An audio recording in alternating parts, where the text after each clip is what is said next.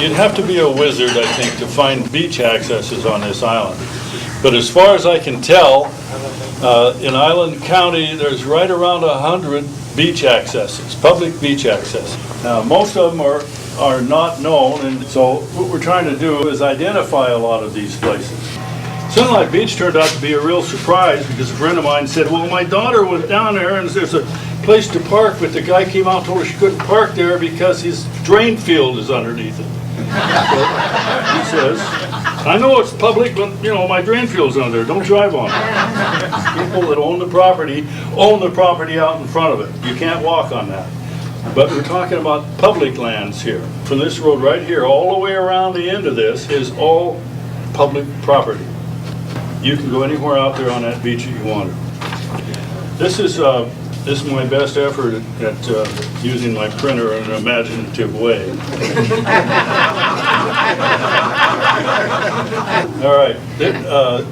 This is an Island County road right here, this little thing, and it opens out in front into an area that's just as wide as the road is. You say, well, what good is that? You can't walk on the beach there. Well, you've got just as much right as all these people do, because every one of these people would be trespassing if they walked on their neighbor's property. You go up to the treasurer's office, and the first thing they'll tell you is, well, we don't have that information. And I went over to the other agencies, and they all said, no, the treasurer has that information. And I use this as an example because it's kind of like being at the end of the road, and you have a 25-foot road right in front of your front door. But somehow they managed to get it all put together by the tax people. So I went to the tax people and said over and over again, please tell me about this. Why is it? And the guy says, that's a question for Shirley. And I said, who's Shirley? And he says, she's down the hall and that door over there. So I walked down the hall and he was 10 feet behind me saying, yeah, that door, and there's no markings on it or anything. I knocked on it and went in, and Shirley is in this big room, as big as this is, and she's got a stack of maps and manuscripts and whatever else she does in that place. So I showed her this map, and I asked her, how is it that that can be marked like that when it's supposed to be public? Did they vacate that or something? And she said, that's a question for Mary. So way at the back of the room, and it's mountains of maps and folders and files, and she stands there and she talks to the person behind that stack. I can't see who it is. And this hand reaches out with this pen and goes like that.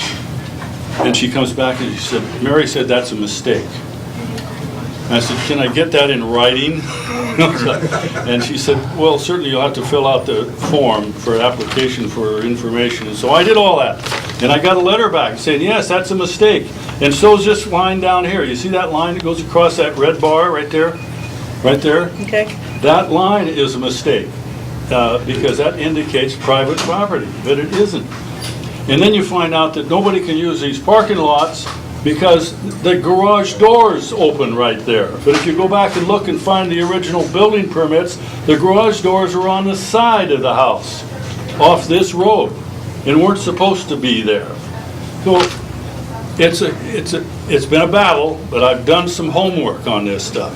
And one of the things we need more than anything else is signs. We need a sign that says, this is public property, and it has to be done by Island County. This board of directors is very interested in pursuing maintaining public access at road ends and asserting our right to do so. Well, what I'll say is, literally, we can't do a great job of is protecting the encroachments that occur. Are they legal? If they don't interfere with the public use of the right-of-way, probably what we're just going to tell people is that you've encroached. If it interferes with access to the right-of-way, or access to the water, or the purpose of the right-of-way, then we tell people they have to remove stuff.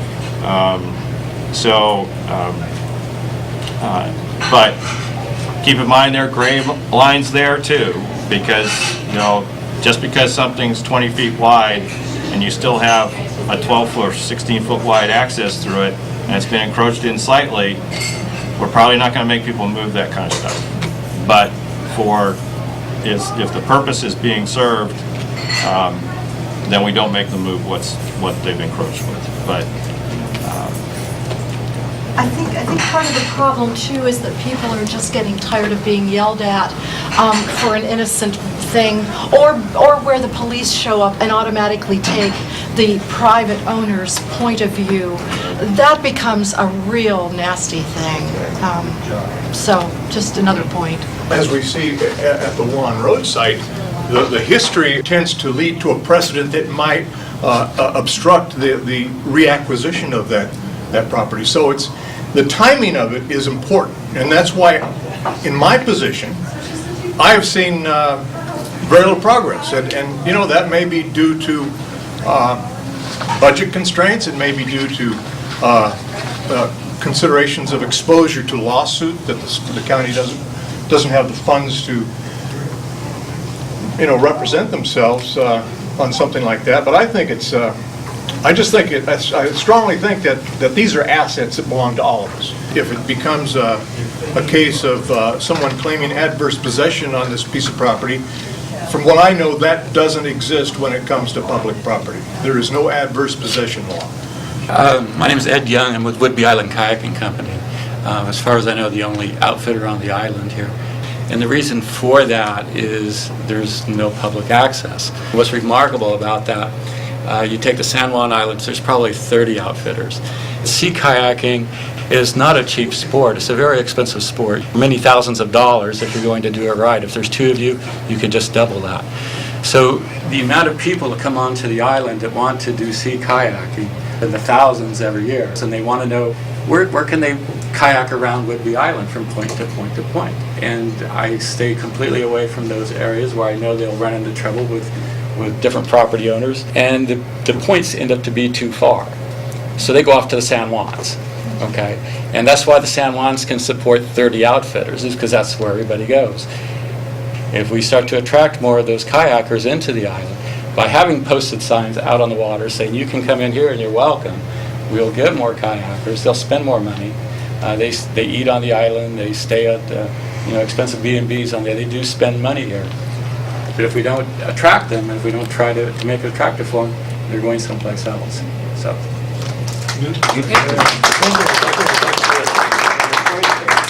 Well, and I think there are opportunities for partnerships between the county and the EDC and the board. And I mean, there's what we need to do is, and maybe the tourism committee has money that they might put towards some signage or something. I don't know. Those are good conversations to start up. I know a lot of other volunteers, and I know signs aren't cheap, but if you stake out where they need to go, we can pick them up. We can just get a sign out there. That'd be nice for this summer. There are several old county signs, DNR markers, indicating beach access from the live road end at Lagoon Point to Lake Hancock is private property. That's not the case. So a couple of the residents are hiring off-duty deputies to try and enforce an RCW that doesn't really apply, and forcing people off the beach. I think Blaine England was forced off the beach. I wasn't there that day. Okay. Edie was. Yeah, EB was. He can testify to that. But it's a very misleading sign, and I think that's one of the issues that the fishermen are probably bringing up, because this was a very slow fishing year. Next year will probably be huge. So it's a problem waiting to happen. I read some articles recently where the city of Seattle has a large issue with this, and I know you're a different jurisdiction, but they actually have a policy of assessing monetary fees from the encroachers if they meet certain legal parameters and aren't forced to remove. So it might be another source of revenue for our strapped county government. So I would encourage you to at least explore that possibility. Yeah. Yeah, and this isn't abandonment of the easements, but it is considered a rent or the formal lease agreement with the encroachers as a revenue stream. Any two surveys in Island County seem to put property lines all over the place. So there's a lot of issues with property descriptions and people who feel like they have ownership and permits got issued, and then somebody else comes in and says, well, no, your survey's absolutely wrong. I have 20 feet of that property. But a number of other groups use that beach all year long. DNR Heritage, the universities go down for geological, with observation of the bluffs, the pigeon guillemot populations observed, beach watchers. It's a heavily used beach.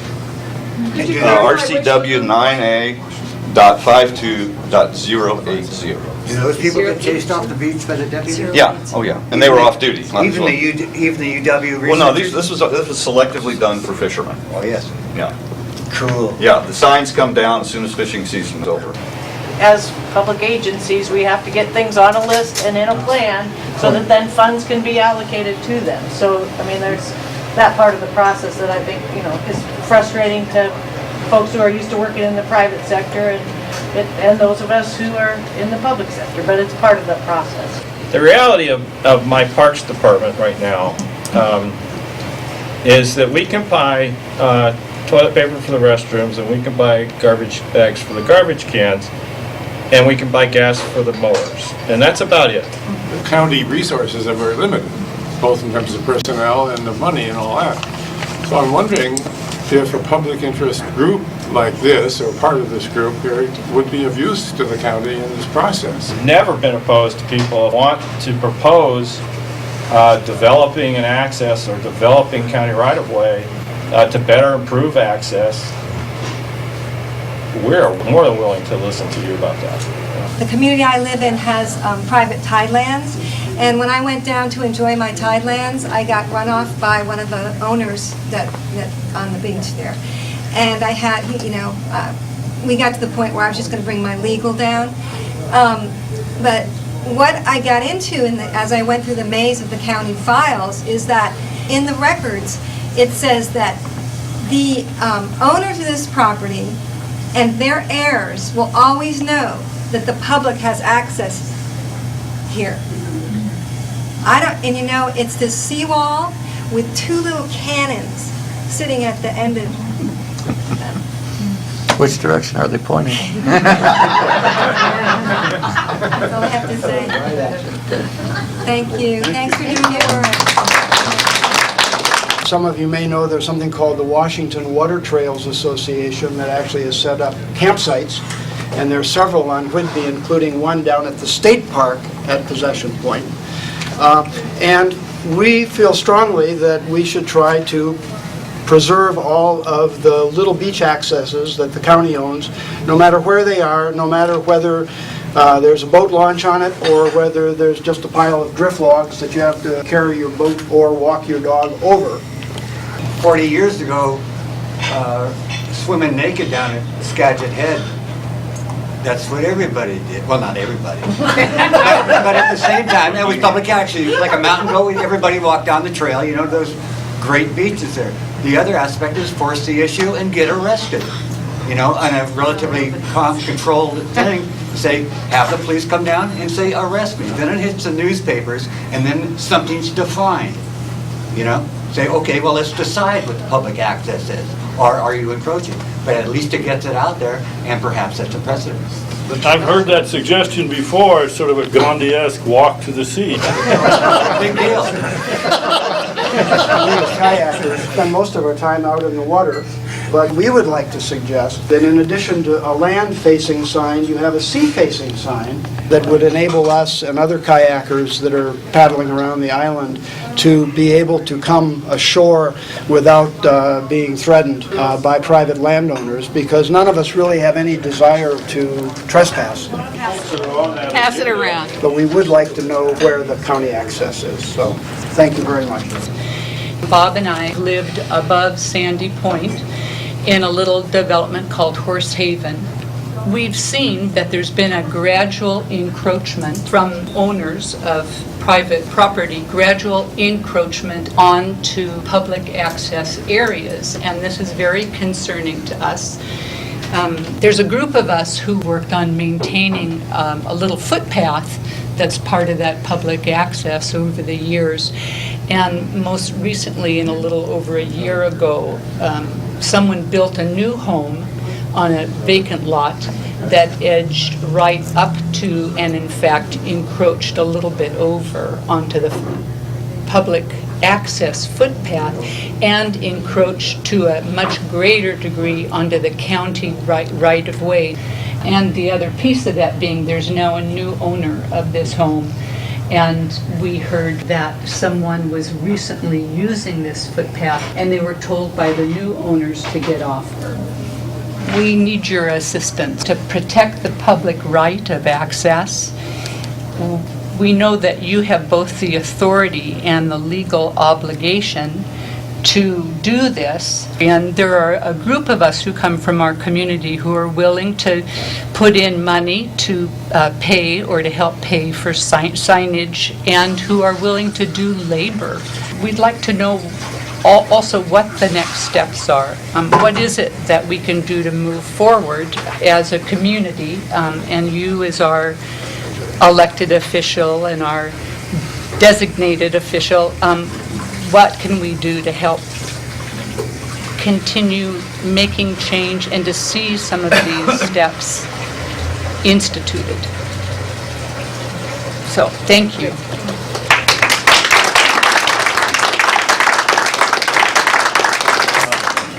I'm the president of the Sandy Point Owners Association, and despite what you might think, I am not here to rebuke what the Grossman said at all.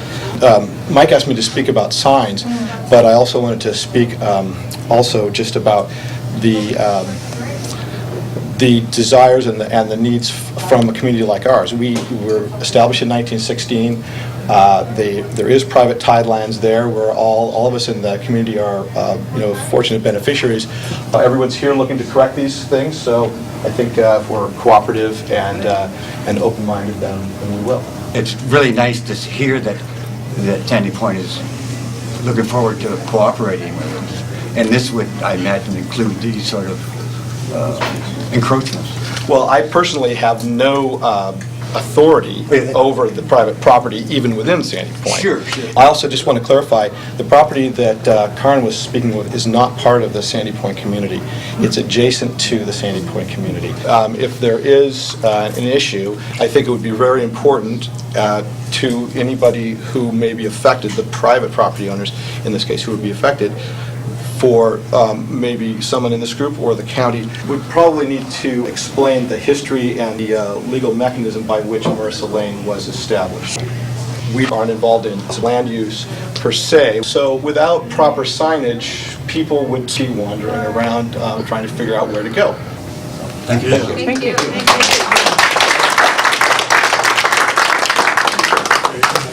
Signage is going to be a major problem. All right. There are a lot of signs around on some of these places, and they all look hand-painted. They've got neon letters. They're stenciled. They look terrible. They're junky. They're clunky. They're like having a little guard dog out there barking at you half the time. And some of them are in the wrong place. If the Island County people would sell us the signs, we'll go out and dig a hole and put them in. In my original conversations with Mike, I think there's some opportunities for us to work together. Certainly, one road has proven to be that. I'm as anxious as the rest of you to see this come to a conclusion. I'm assured by our prosecuting attorney's office that progress is being made and that soon I won't have to keep emailing them. I don't think you don't have any resistance from the Board of County Commissioners about asserting the public's right for beach access. Inventorying the beaches has multiple benefits. One, you don't have people like the fellow from Sandy Point said, wandering around lost, getting into trouble, as I often do. I've asked the question formally of Mr. Oakes and our commissioner and the public works, the planning director, just to tell me yes or no, is one or the other. In a conversation I just had with Helen, she said it definitely is not within the bailiwick of the Parks Department. Okay, so now I have half of that answered.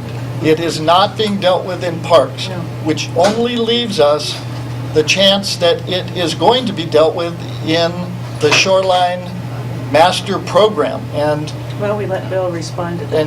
okay, go ahead. I appreciate the research that you all are doing on these sites, but those assessor's maps start at the bottom right-hand corner where this is not a legal document statement. So, and these sites are all very complex. To say we have tideland access at every place a public piece of land touches the water is not true.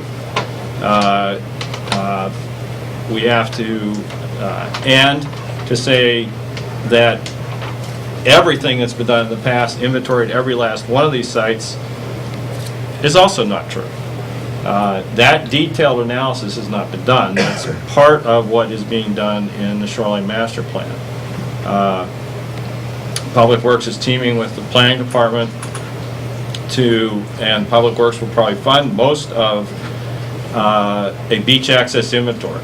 I would like to comment on something Mr. Oakes said, that if the county, if it's a 22-foot easement and somebody's encroaching 3 feet on this side or 3 feet, they're probably not going to do anything.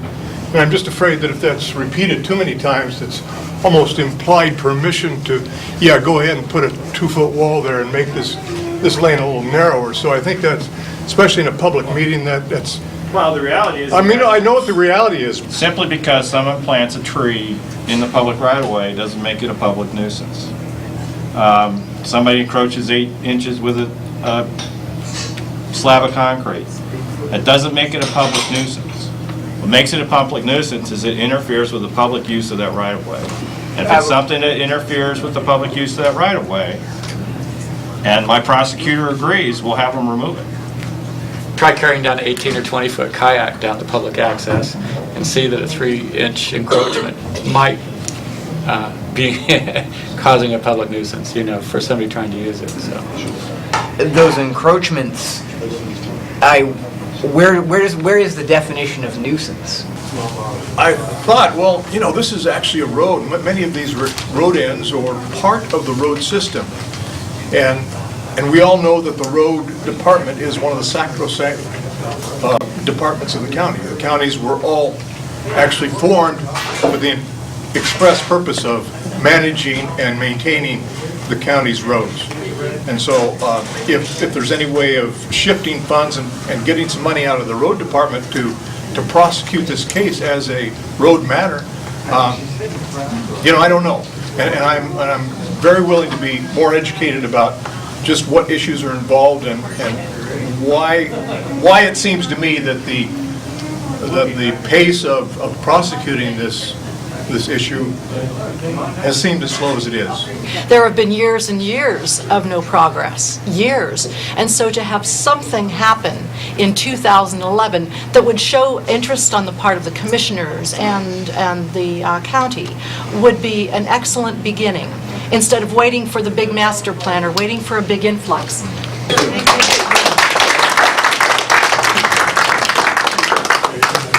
Okay, Mike?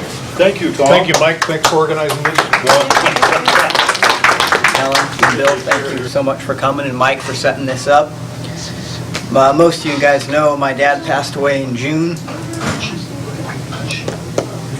And this was something that he devoted a lot of time to in the last few years of his life. But the county files that I was just going through his copies of today show that his personal complaints about this beach access go back 29 years. And I grew up using this beach access, and I continue to use it to this day with my children.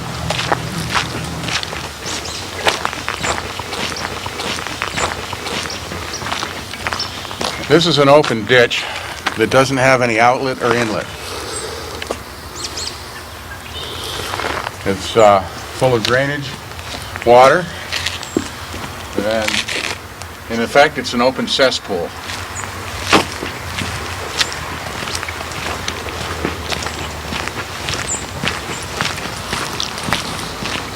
Now, up in this green area here, there's 2 failed drain fields, and we have this material down here. Who knows what it is? You can see that there's no outlet to this. It just perks down to beach level and goes right out to Holmes Harbor.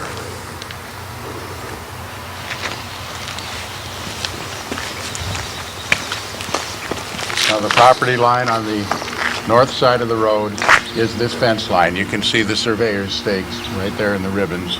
the one up there, and the one far down in the end. That's the corner of the county right-of-way and the old government survey line, or the meander line. This is a county monument marking the north border of the Greenbank Road right-of-way, intersecting with the county meander line.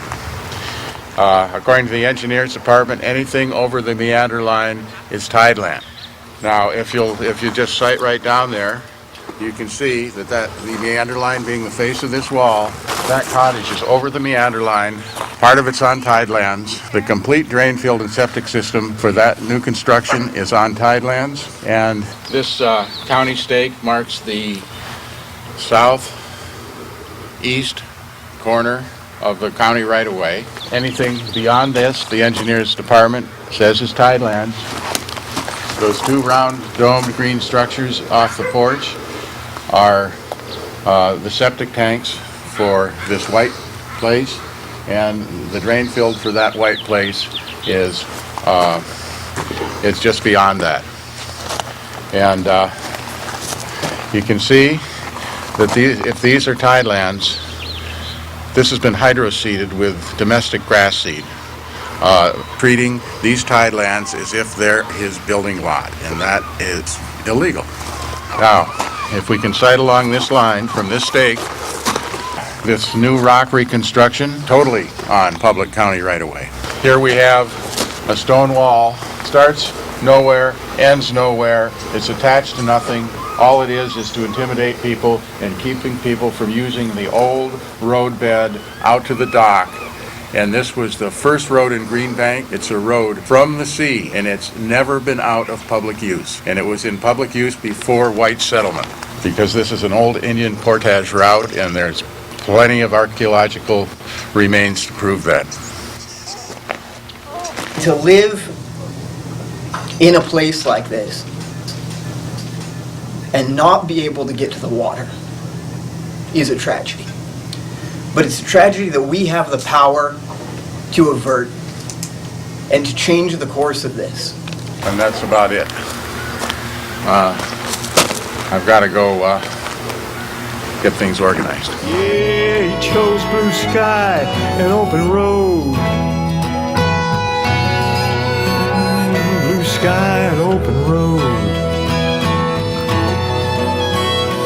Oh, that's what he chose. The only life he's ever known.